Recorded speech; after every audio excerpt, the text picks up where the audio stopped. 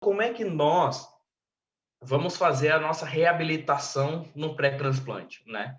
Como é que é feito isso? Como é que o fisioterapeuta ele tem que se cercar de meios, né, e alternativas para ele poder desenvolver, né, a sua prescrição de exercício de forma segura, né? Uma coisa que eu sempre brinco, né, com meus residentes, né, com as pessoas que eu já trabalhei, a meta 1 da reabilitação é não matar o paciente.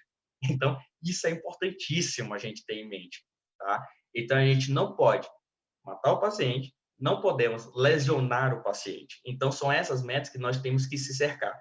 Então, observar tudo isso antes de reabilitar. Então, o que a gente observa, né?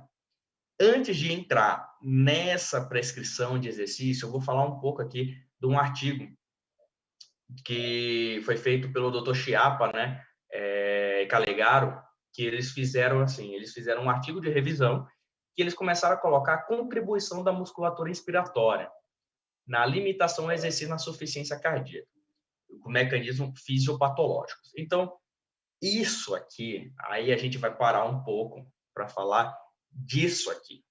Isso aqui é o pulo do gato de todo fisioterapeuta reabilitador de insuficiência cardíaca. Esse aqui é o pulo do gato. Eu sempre chamo a atenção porque é um artigo de 2014, mas é um artigo que vale até hoje, porque ele é o pulo do gato na nossa reabilitação. Se nós entendermos isso aqui, a gente começa a reabilitar muito bem nossos pacientes com insuficiência cardíaca. Então, é isso. O artigo ele se resume exatamente nesse gráfico, nessa tabela, né? Nesse fluxograma, vamos dizer melhor. Então, o que acontece? O paciente, a gente vai lembrar lá daquele primeiro slide, daquele paciente, da fisiopatologia da IC, e aí a gente vai trazer para este gráfico. Quando começa a ter pouco oxigênio no corpo, no sistema, começa a ter pouco oxigênio no sistema, o sistema começa a consumir tudo que tem de oxigênio ali. Quando você consome oxigênio, você devolve dióxido de carbono. Então, chega no momento que o corpo está cheio de dióxido de carbono, porque não tem mais para onde renovar. E aí, os quimiorreceptores periféricos eles vão entender que eles são receptores que vão ler, né, vão detectar o aumento do dióxido de carbono e a queda de oxigênio, ou o aumento do oxigênio e a queda do dióxido de carbono. Então, é ele que detecta e que regulariza, e tenta regularizar, né, os níveis de pressões de gases que tem no nosso organismo. Então, nesse caso aqui, os quimiorreceptores, eles detectam que tem uma queda abrupta, importante, crônica, né, nem abrupta, uma queda crônica de oxigênio e o aumento crônico de dióxido de carbono. Ele manda essa informação para os quimiorreceptores centrais, que é onde ele vai detectar o quê? Ele não detecta que vai ter aumento, diminuição de oxigênio, ele vai detectar que tem aumento de CO2, né? Acho que a galera aí de fisioterapia intensiva, que trabalha com ventilador mecânico, aí, quando está na questão do desmame, né, que fala assim, confia no ciclo respiratório do teu paciente, né? Quando ele aumenta muito o CO2, ele vai começar a ventilar. Então, é mais ou menos isso. Só que aqui é diferente um pouco. Por quê? A gente vai ter esse aumento de CO2, o quimiorreceptor central ele vai entender isso e ele vai mandar informações para o metaborreflexo, metaborreceptores. Que aí os metaborreflexos vai fazer o quê? Vão aumentar a ventilação, aí vai detectar que tem pouco oxigênio passando no tecido.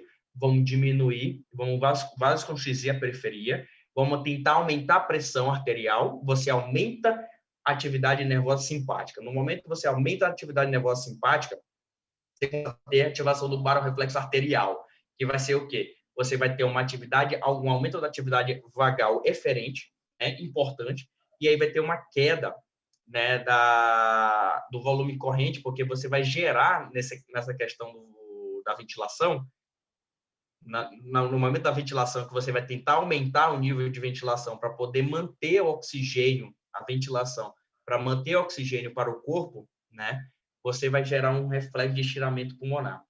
No momento que você gera esse reflexo de estiramento pulmonar, você vai ter uma queda importante do volume corrente, ou seja, você vai ter uma taquipneia, né, tentando manter oxigênio para o sistema, né, para você diminuir essa ativação simpática, e aí não vai ter, né, e aí no futuro você vai ter esse reflexo de estiramento pulmonar, que vai ter uma queda de volume corrente. Por isso que o nosso paciente, ele cansa. Por isso que o nosso paciente é taquipneico. Por isso que esse paciente, quando você levanta-o, você gera anaerobiose para ele. Você já entra em anaerobiose, você parte da PCR dele e vai direto para a anaerobiose. E aí ele vai ter o consumo de musculatura, de proteína, que ele vai ter o aumento de ativação, aumento da cascata inflamatória e de aumento de radicais livres. Então, você vai sempre vai gerar um mecanismo deletério para esse paciente. Olha como é importante a gente saber disso. A gente tem que saber exatamente isso, porque isso aqui é o mecanismo da ventilação do teu paciente que está com insuficiência cardíaca. Não adianta você iniciar um treinamento muscular, esquelético, né, periférico para esse paciente, se você não souber disso. Porque nesse momento, o que acontece? Você está tendo pouco suprimento de sangue na periferia, no músculo, porque teve toda a ativação simpática do paciente, então você vasoconstrigiu periferia, você fez uma redistribuição de fluxo nesse sistema para preservar órgãos nobres, né? Concomitante isso, você fez um aumento da ventilação, né, para tentar trazer mais oxigênio, só que com isso, né, o fechamento da periferia, né, e aí vale a pena falar agora para vocês que toda a musculatura respiratória, ela é uma musculatura rica de fibras oxidativas. Então, no momento que você fechou a periferia, né, você teve uma ativação simpática que fechou a periferia, você deixou de levar sangue para aquela musculatura respiratória oxidativa. Deixou de levar oxigênio para essa musculatura, você deixou de fazer de favorecer o ciclo de Krebs nessa musculatura. Então essa musculatura já não se torna mais cheia de energia, cheia de ATP, ela se torna extremamente fatigável. E isso que é o problema. Esse é o problema do nosso paciente de insuficiência cardíaca. Se nós não entendermos esse gráfico, a gente não consegue reabilitar nossos pacientes. E aí, o que acontece? A gente vai sempre gerar um efeito deletério para esse paciente. Nós sempre vamos levar lesões, nós sempre vamos levar insuficiências respiratórias e baixa autoestima para esse paciente. Então, é muito importante nós entendermos isso. Tanto é que nesse artigo, desculpa, eu falei 2014, não, ele é 2012, que eu acabei de ver aqui na referência. Tanto é que esse artigo ele considera o uso de VNI, né, durante as atividades, como tentar melhorar a demanda ventilatória do paciente durante a atividade. Então, você colocaria uma VNI para o paciente, você garantiria a ventilação e a oferta de oxigênio para o sistema, e aí você melhoraria, entre aspas, né? Você condicionaria, entre aspas, o teu paciente. Só que vale a pena ressaltar que, com o passar do tempo, a gente observou que esses pacientes melhorariam perfusão, tal, boa, só que eles evoluiriam com baixa queda da PI máxima. Porque na hora que você coloca um dispositivo que respira por você, você deixa de estimular aquela musculatura que é extremamente oxidativa, que precisa de estímulo e de resistência. Então, esses pacientes evoluiriam com uma queda da PI máxima. Então, o que a gente começa a observar? Que a VNI, nesse caso, nessa sugestão do artigo, ela fala que melhoraria o aporte de oxigênio para esses pacientes, para os tecidos e periferia do paciente, e aí você melhoraria a performance do paciente. Ah, mas aí eu trabalharia peito, né, abdômen, musculatura respiratória, né, são estabilizadoras posturais e tudo associado à VNI. Claro, ótimo, isso é perfeito, você conseguiria melhorar o paciente.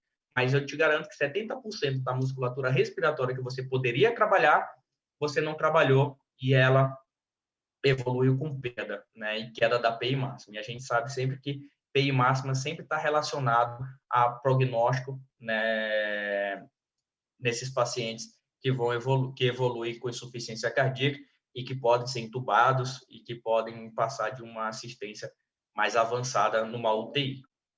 Então, beleza, galera? Isso aqui é importante a gente saber. É o pulo do gato de toda a reabilitação em insuficiência cardíaca. Porque a gente sabendo disso, nós vamos começar a pensar na nossa avaliação, né? Então, a avaliação fisioterapêutica, ela vai incluir a avaliação funcional, a avaliação de qualidade de vida, a avaliação da eficiência ventilatória e a avaliação cardiorrespiratória desses pacientes.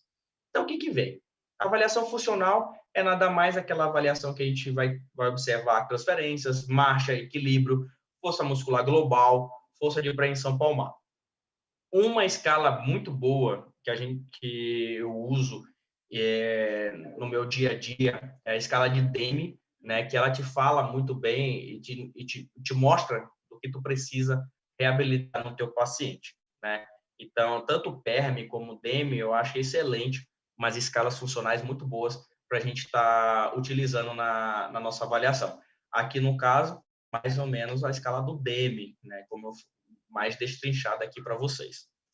A avaliação de qualidade de vida, né, tem vários questionários, Minnesota, SF36, o Brief. Então, o que você achar melhor? Eu gosto mais do Minnesota, né? Mas ultimamente eu tenho usado mais alguns módulos do SF36. E como é que é feita a avaliação da eficiência ventilatória, que é essa que é o pulo do gato, né, na nossa reabilitação? PE máxima, né, que é através da manovacometria, VO2, que é importante, como a gente falou lá no começo, que é preditivo para indicar se o paciente ele vai para transplante cardíaco ou não. E aí tem uma relação de ventilação sobre consumo de dióxido de carbono. Isso é importante, galera. Isso aqui é importante, a VEVCO2, tá? É uma variável do cardiopulmonar, do ergospirométrico, que ele nos dá o prognóstico do paciente. Quanto mais baixo, melhor. Quanto mais alto, mais perigo de mortalidade. Então, é importante isso. E a gente, na reabilitação, a gente consegue reverter muitas vezes esse quadro. Aí tem as avaliações com K5 da PowerBrief, o K2, KH2, né, que é da PowerBrief também, e através da calorimetria indireta também a gente faz também nessa questão de avaliação da eficiência ventilatória. Avaliação cardiorrespiratória, no caso, teste caminhar 6 minutos, e teste ergospirométrico, o famoso cardiopulmonar.